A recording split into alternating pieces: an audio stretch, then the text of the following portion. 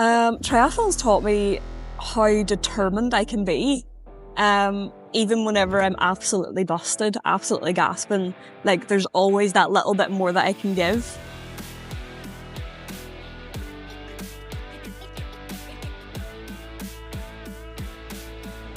I'm Judith MacCombe. I'm a para triathlete and PTVI, so Para Triathlon Visually Impaired. I think very much I got into triathlon by accident. Myself and my twin, we weren't really sporty in school. It wasn't until we got to university that we started doing rugby and rowing. And for a visually impaired person, rugby and rowing sounds a bit insane. We always thought that rugby was just get the ball, run towards the goalposts and run through anyone who's in your way. Like, that's the basic gist of it. Rowing, everyone's going backwards, so very literally you're all in the same boat. No one sees where they're going. But yeah, we enjoyed rowing, so we were on the Paralympic development squad, but that kind of fell through, and we bumped into a guy from TI, Eimear, and he asked, can you swim, can you cycle, can you run? We said, not really. He was like, okay, well there's a training day in Belfast next month. I want to see you there. And it just sort of went from there. Riding a tandem involves a lot of trust.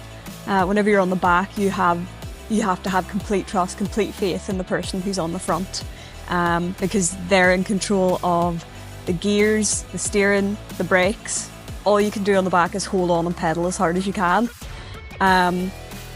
So yeah, that was a totally new experience for us, because we were used to being at home and riding our own bikes sort of just locally, like not at any great speed, not any great distance, but just to get around. So then suddenly to be on the back of a bike, not being able to steer, not being able to see where you're going. I twisted a few seats and a few handlebars trying to steer on the back. But it is just a real case of trust in the person on the front, that they're going to keep you safe, that they're going to steer you in the right direction.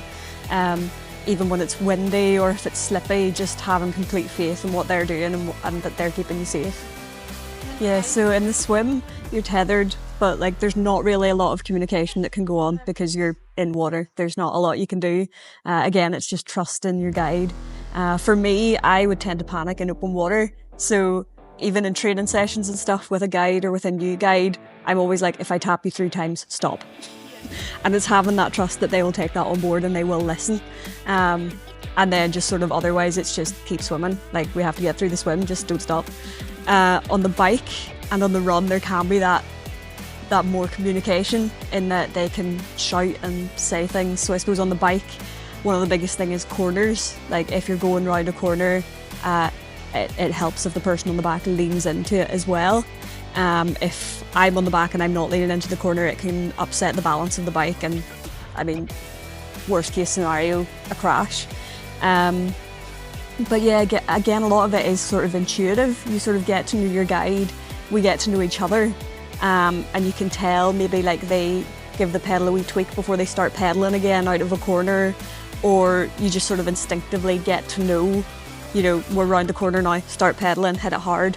But there is that high level of communication, like go, go, go, or like right turn, left turn, whatever. And it's the same in the run. For visually impaired, it's hard to see steps or tight corners whenever you're running at speed. So yeah, them warning you about steps or little dips in the road and stuff in races, like that's so important that they're able to be looking out for that and able to say that and communicate those little things that maybe you wouldn't think about day to day, but in a race situation, it's like you need to know that. Yeah, so my guide is Eimear Nicholls, and I've been working with her since July. So not that long at all, really, in terms of guiding internationally, I suppose. A lot of the athletes that I would be racing against have known their guides for maybe 2 or 3 years. So that relationship is really cemented and really solid. But I think me and Eimear have gelled so well and so quickly, in that she knows exactly what I need from her, and I kind of, like, we're just able to work together. Like, we know what we need from each other and we're able to push each other on, and most importantly, she's able to push me on, because she's so much faster than me, which is a good thing. But yeah, just her knowing that I get nervous in the swim, I feel like she picked up on that really, really quickly. That was a huge thing for me. And she's just such a calming influence at the start of a race, which is absolutely brilliant.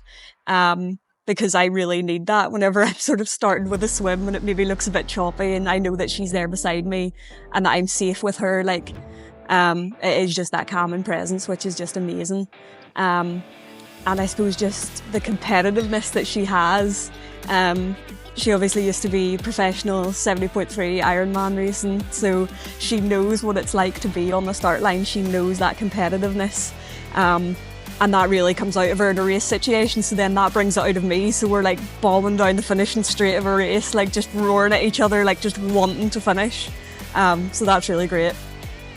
Yeah, so whenever I first started racing internationally, my guide was Anne Paul, another absolute legend. Our first race was in Portugal, and I think we had been out on a tandem together maybe once, twice. So that whole weekend, like including the race, was just eventful, like one thing after another. So one of the days we cycled to the pool, and on our way home we had to come down this really steep street, and we were going down and tried to pull the brakes. The brakes did not work. And we were going down, there was a red light at the bottom, there was cars queued up. She stuck her feet out. Thankfully we were wearing trainers, we weren't clipped in our bike shoes. She stuck out her feet, dragged her trainers along the ground. I was like, oh, something's not right here, so I stuck my feet out as well. And I think we just about managed to stop before going into the back end of the car. So yeah, that was one way definitely to sort of cement that friendship and that trust. And yeah, the race itself was just like, I think probably one of the worst experiences of my life, but also one of the best. It was really, really choppy at the start of the swim. And I was like, not okay. So we got into the water and I was like trying to keep a level head, trying to just be like, if I keep my head down and keep swimming, I'll get out faster. But I think I got hit by a wave. Full scale panic, like nothing made sense. I was just sitting there floating, trying not to cry, crying, and then looking at the sort of rescue boats around going, I could get out. Like it would be so easy for me to just call one of them over. Like I just have to stick up my hand and they've got me. And Anne was beside me going, Judith, we can keep going. Don't you dare. Keep going. Come on, let's do this. Keep swimming. So between that and myself, like I was like, it'll be so embarrassing if I get out now. Like this is my first race. Like how embarrassing would that be if I don't finish it? Like I have to finish it.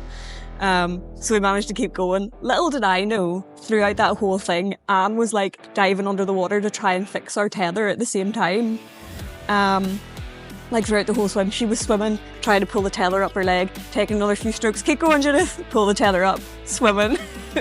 So that was an absolute mess of a swim, really, but we got through it. And we got out of the swim and unzipped the back of my wetsuit as we ran into transition. So I was taking off my wetsuit, putting on my bike shoes. I look up and Anne Paul is sitting on a chair with her wetsuit on, pulling on her bike shoes. And I was like, Anne, your wetsuit, what are we doing? So yeah, it was just absolute chaos. But we had a really good run at that race. I think we were like the second fastest run, third fastest bike or something. So like that for our first international race was really, really good. And yeah, to finish fifth in that race and then be disqualified, which we don't talk about.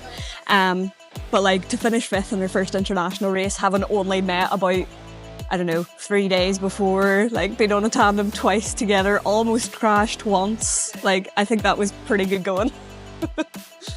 I suppose it's taught me to trust different people. And I suppose it's also taught me like how many people are actually backing me and supporting me.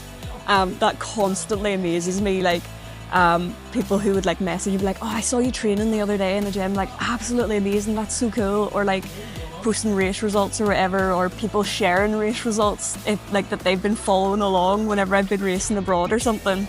It always blows my mind that like people are actually paying attention to me, like, oh. But it's nice, but also I'm like, stop. Having a twin involved in the same sport is always going to be like next level competition, but also next level support, because she just gets it. Like if you're having a really rough training day or you had a really rubbish session, you can go and whinge to her and she's like, oh yeah, I know, like, but it's fine, like tomorrow's a new day, you can push harder, which is sometimes really annoying because she's so rational and I'm just like, I just want to complain about this, like let me have my moment. But no, it's so good that like she just gets it, and it's just someone there that like on your bad days, on your good days, she's there, she understands, and you could just go through all those highs and lows together.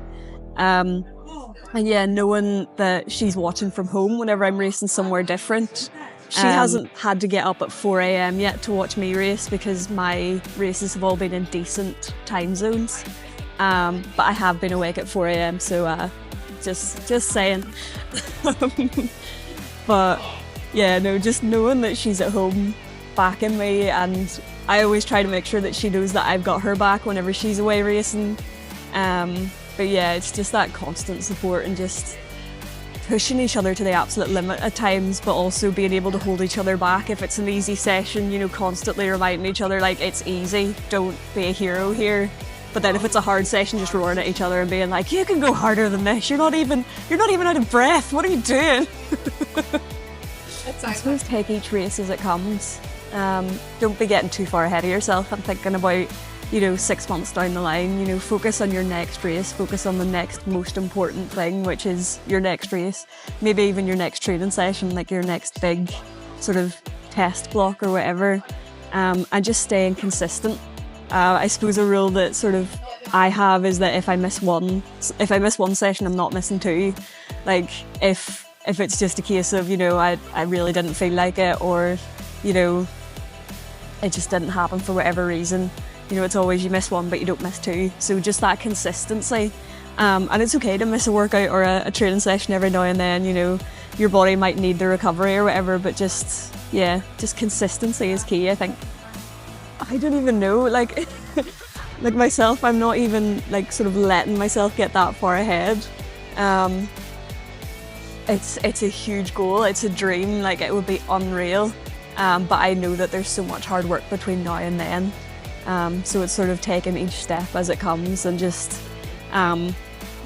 working our way along that path.